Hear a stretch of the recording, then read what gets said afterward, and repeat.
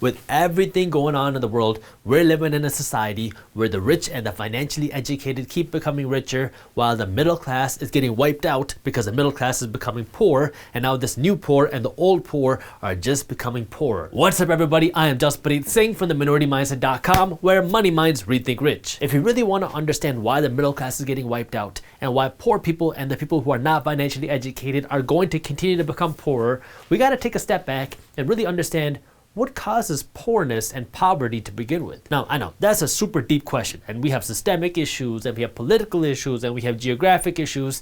But if we just focus in on the financial side of things, I want to read you this tweet by a professor from the OSU Entrepreneurship School who says, "What causes poverty? Nothing.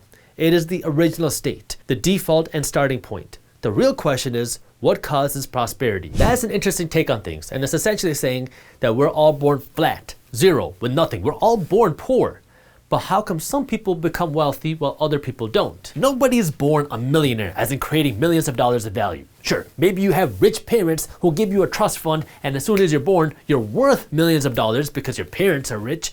But nobody comes out of the womb producing millions of dollars worth of value. So if we jump a little bit deeper into that question of what creates wealth, there are 5 things that create wealth. I'm gonna go over these 5 things, but before I do that, I need you to do me a quick favor and smash the thumbs up button below. If we stick with the assumption that everybody is born flat with nothing, how do you become wealthy? Well, the first way someone can become wealthy is if you win the genetic lottery, meaning you have rich parents, and so yeah, you're born with nothing, but then mom and dad can transfer $1 million into your account, and boom, you're a millionaire even though you haven't created any value. So, this is a portion of people. It's not everybody, but some people do become wealthy just because they were born into a rich family. There's no control over which family you're born into. You can't decide who your parents are. We don't get to decide what our parents did or what our grandparents did. But this is just the reality. Some people win the genetic lottery, and because of that, they're wealthy. The second thing is just luck. Some people win the lottery. Some people go to the gas station, they pay $2 for a Powerball ticket, and they win $24 million. Some people are lucky in that sense, and they become wealthy because of it.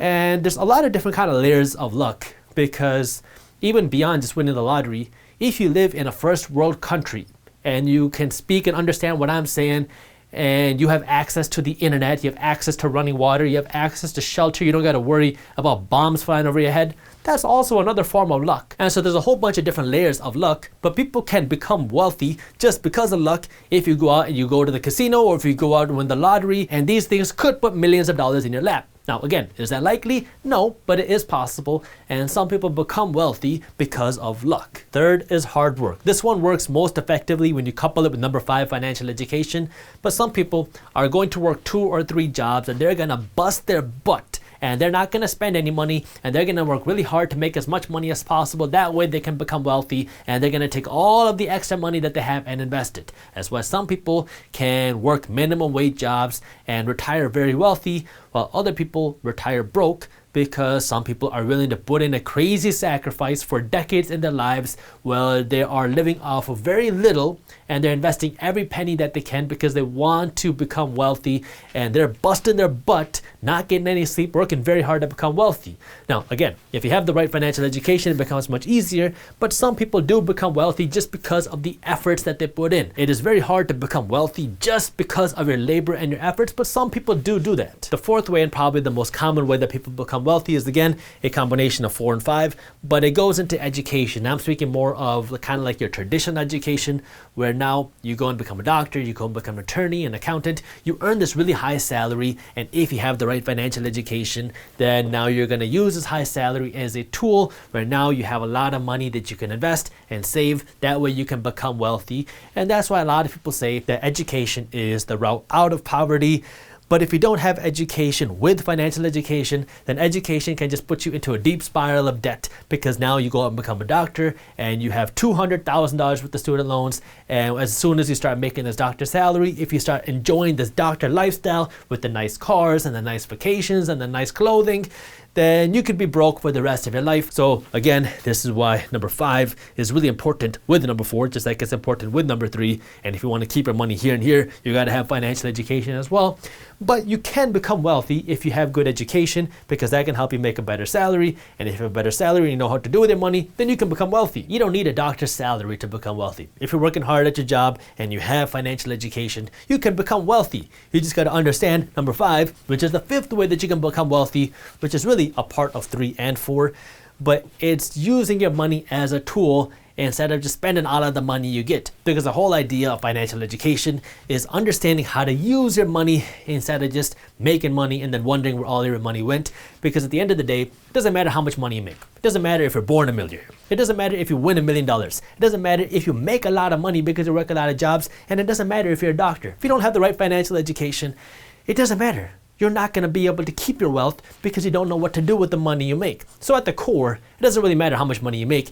If you have financial education, you can become wealthy. If you don't have financial education, you never have a shot at becoming, or I guess keeping your wealth, because you can win the genetic lottery and you can win the lottery without producing a lot of value to make money, but you're not going to keep that money unless you got the financial education. Now, if we go back to the original assumption that everybody's born as 0 and starts as 0, that doesn't mean that everybody has to put in the same amount of effort or has the same effort required to get to wealth, because everyone's going to have a different path. People are going to have access to different resources. People are going to have access to different connections. People are going to have different parents. People are going to have access to different things, which makes the path to wealth a little bit easier. I guess this kind of goes into the luck part over here. Like for my grandparents, becoming wealthy was irrelevant because for them, their goal was just to be able to survive because they were refugees. When our home state of Punjab, which is in India, was severed during the Indian partition, they had to literally run for their lives.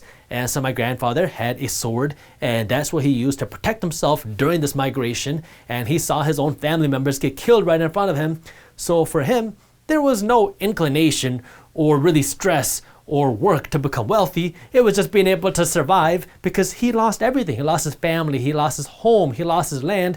And so he had to start all over again. And so for them, it wasn't this path to wealth, it was this path to survival. When my parents immigrated to America, they didn't know the language, they didn't know the culture, they didn't know the people, and my dad said he had less than $100 when he came to America, but he had to make it work. And so now you're working off of hard work and education just so you can survive. So assuming that everyone starts at 0, these are the things that can build your wealth. You can be born with rich parents, you can be born lucky, maybe you're born in a first world country, you can speak English, you have access to technology, that's lucky. Even if you don't win the lottery, it's lucky if you live in a first world country and you have access to running water and you don't got to worry about bombs flying over your head, that's lucky. Now your path to wealth is a little bit easier than somebody who's living in a third world country that can't speak English, that doesn't have access to the internet, that's worried about a bomb flying over their head. So you got a little bit of element of luck there too.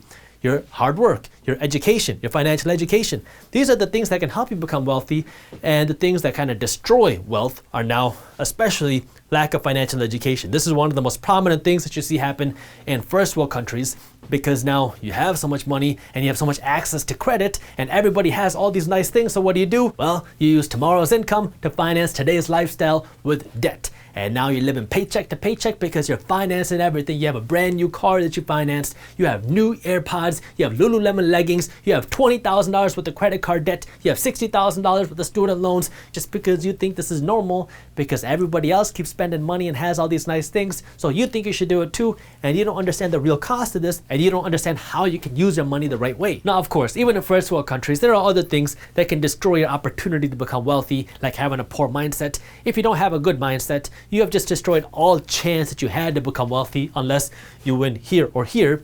But if you don't have a good mindset, I mean, that is the foundation to becoming wealthy. That's why we are the minority mindset, because it's about the mindset of thinking differently than the majority of people, which is why if you haven't subscribed to our YouTube channel yet, you should do that. But the reason why this is so important to understand now than ever before is because we're in a society where the rich and the financially educated are becoming richer, while the middle class is getting wiped out and the poor is becoming poorer thanks to two things. The first is cheap debt. And when I say cheap debt, I mean first that it is very cheap for you to go out and borrow money. So if you want to go out and buy a home, or if you want to go out and put more money on your credit card, it is very cheap to do that. And the second part of cheap debt is that it is very easy for you to go out and qualify for more debt. This cheap and easy access to debt makes a lack of financial education so much more painful now, because we're seeing a whole new generation of people that are just racking up debt, using this debt, this cheap debt, to buy things that are not paying them, because it is now so easy to go into debt. Back in the day, the worst kind of debt was credit card debt, because with credit card debt, you would have to go to the store and you could swipe your card and you didn't realize how much money you were spending. So if you were bad with your money and you didn't know how to spend your money, having a credit card was kind of like adding fuel to the fire, because now anytime you shopped, now you were more likely to spend more money than you had. Now we're seeing this problem become a whole lot worse, because you can just shop online. And so instead of having to drive to the store to spend money off your credit card, you have one click, push to buy, and so you can rack up this credit card debt without even realizing it, and it is so much more easy to go into credit card debt. But even worse than that, we have a whole new kind of online programs to help people buy now and pay later, or as I like to call it, broke now, broke later, because you have all these programs like Affirm and Afterpay, which allow you to shop online at your favorite e-commerce stores. And when you go to the checkout page, they say, hey, instead of paying this $100 right now, do you want to pay it off in installments? And so we have this kind of whole new generation of people that are entering this whole new world of buy now, pay later, because we have never really experienced the real cost and effects of this yet. Like with credit cards, we know that credit cards is expensive. We know that credit cards can be dangerous if we don't know how to use them, but if you know how to use credit cards, they can be a great tool. Now with these buy now and pay later programs, it is very easy for people to get access to money that's not theirs, to buy things that they don't need, and to buy things that are not paying them. And beyond just that, because interest rates are so low, you have so many people borrowing money or pulling money out of their homes because they're thinking, wow, interest rates are so cheap, so might as well pull some new equity out of my home, because home prices have been shooting up. And so people are just pulling cash out of their homes, that way they have more money to spend. Now, refinancing on your mortgage is a great idea, especially when interest rates fall, because now you can save a whole lot of money in your mortgage just by getting a new cheaper mortgage. But when you're pulling out equity in your home, this is kind of like imaginary money, because the real value of your home is not what an appraiser thinks your home is worth. It's what someone's actually willing to pay for your home. And so now you have a whole kind of industry of people that are pulling out cash out of their homes because interest rates are so low, and they're using this cash to go out and shop. Mortgage debt might not be as expensive as credit card debt, but now we have all these people that are going into debt because debt is so cheap, and they're using this money to shop, and at the same time it is easy to access this debt. So we have so many people borrowing money to buy things that are not paying them. Wealthy people and the financially educated don't do that. They're not going into debt to finance their vacation to Cancun. They're using debt, if at all, they're using debt to buy assets which make them money, because now you're using the bank's money, which is cheap, and you're using this bank's money to make you more money. The majority of people, when they're going into debt, they're using this money to buy things that make them look rich. Vacations, clothes, cars. These things make you look rich, but they keep you broke. Wealthy people and rich people, if they use debt, they're using it as a tool to buy assets which are cash flowing, which are making them money, while the majority of people are not. And so you have this whole kind of group of people, this majority of people that are going deeper and deeper into debt to buy things that are making them broker, while the financially educated are using this cheap debt to make them richer. And so this is the first thing why you're seeing this bigger divide between the rich and the poor, because there is such easy access to debt. And so rich people are using this easy access to debt to become richer, and the poor and the financially educated are using this easy access to debt to buy things that are making them poorer. The second reason why you're seeing a bigger divide between the rich and the poor is because of inflation. After the 2008 crash happened, you saw so much money printing happen in 2008 and 2009, and when this money printing happened, that devalues our dollar. And then when the 2020 pandemic and recession hit, you saw even more money printed in 2020 and 2021, which caused even more devaluation of the dollar. Every time you print more money, the value of the dollars that you're working hard to earn and the value of the dollars that you're working hard to save goes down, because our dollars kind of run like supply and demand. When you have more dollars in the world, the value of each dollar that you have doesn't have as much buying power. And so as more and more money is printed, the value of each dollar that you hold goes down. So the whole idea behind inflation is that as more money is printed, the value of your dollars go down, which makes the price of everything else, your rent, your groceries, your vacations, your hospital bills, go up.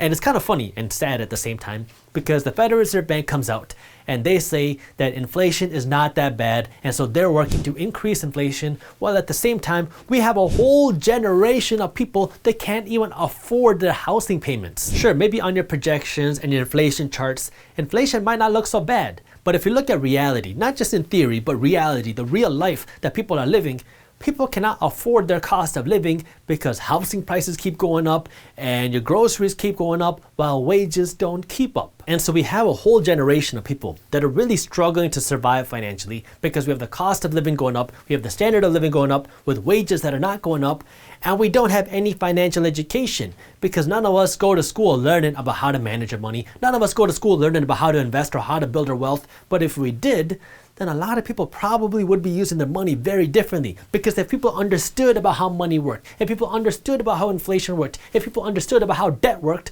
then chances are you wouldn't see so many people racking up credit card debt to have the newest shoes, to have the newest clothes, and you'd have more people putting money aside to invest. Because when you invest your money in assets, like a rich people and financially educated people are doing, now your money is growing with or faster than inflation. That way you can become wealthier as inflation happens, because the Federal Reserve Bank has made it very clear that they are actively working to increase inflation.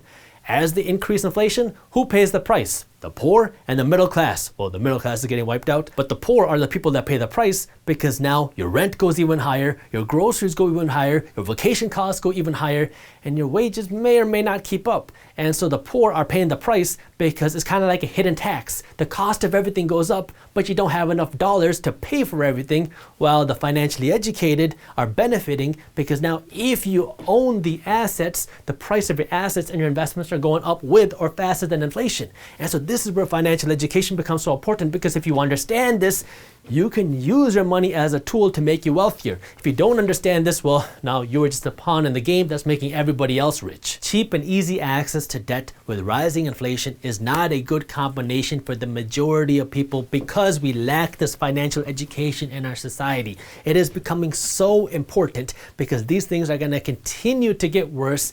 And every time you see the government come in and print more money, you see more inflation happen. And every time you see this easy access to debt, you're going to see more people go deeper into debt. And so we're creating this really bad kind of vicious financial cycle where the only people that are going to be able to break out of this cycle are the people that really understand money. Because if you don't understand how money works, you're going to continue spinning your wheels and you're going to continue wondering, why is it that you can't get off of this hamster wheel? You just keep spinning your wheels faster and faster and faster, and you're not getting anywhere financially. The only way out of this mess is really financial education, because now you can understand how to use your money the right way, you can understand how to invest your money, and you can understand how to grow your money. If you enjoyed this video, here's a video on investing that I think you'll love, and while you're at it, download our free money management and investing PDF, and as always, keep hustling.